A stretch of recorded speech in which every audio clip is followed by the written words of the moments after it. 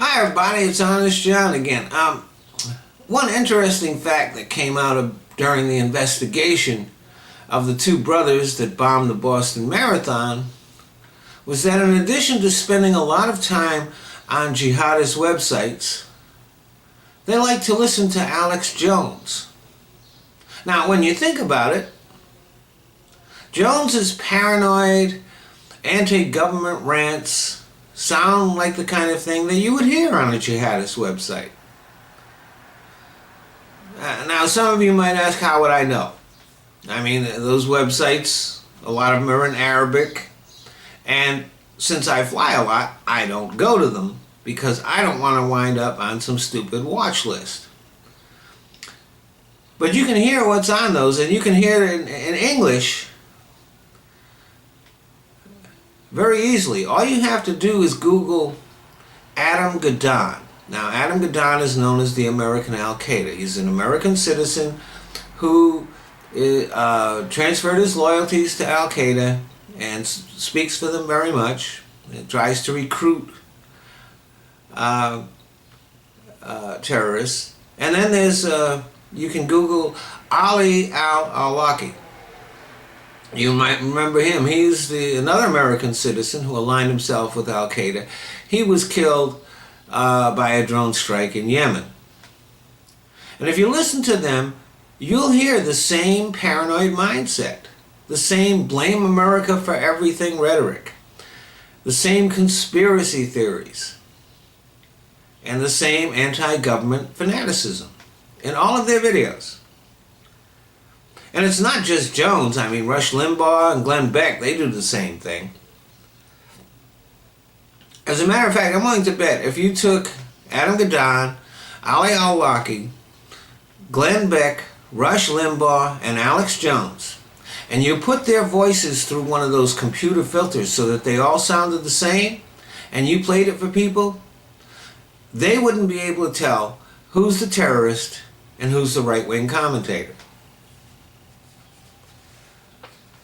Now, you might ask, well, what about left-wing extremists?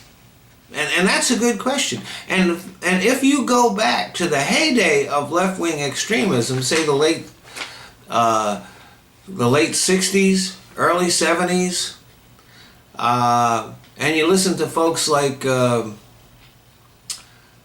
Hoffman and Jerry Rubin, yeah, some of that stuff is there. But nowadays, I mean, as much as I despise Ed Schultz and Martin Bashir,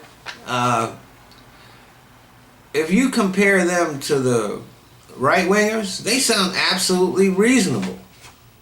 It's kind of a sad commentary on the state of the left in the United States today, that they can't even come up with decent extremists.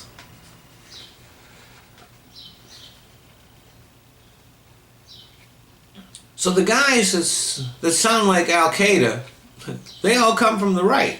And this would not be a problem if it weren't for the fact that that they're not considered extremists on the right side. That's the mainstream of right-wing thought nowadays. Rand Paul and Ted Cruz have quoted unfounded rumors from Beck in Senate hearings.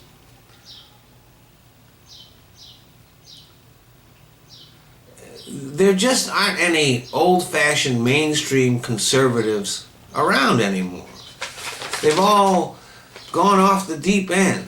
Now, George W. Bush, he kind of noticed this trend and tried to distance himself from it. Remember, he used to call himself a compassionate conservative. Of course, once he got elected, we didn't see much compassion from him. But as terrible as Bush was, he actually is a far cry from the GOP that exists right now. It's kind of ironic. Bush started the war on terror, and that war continues.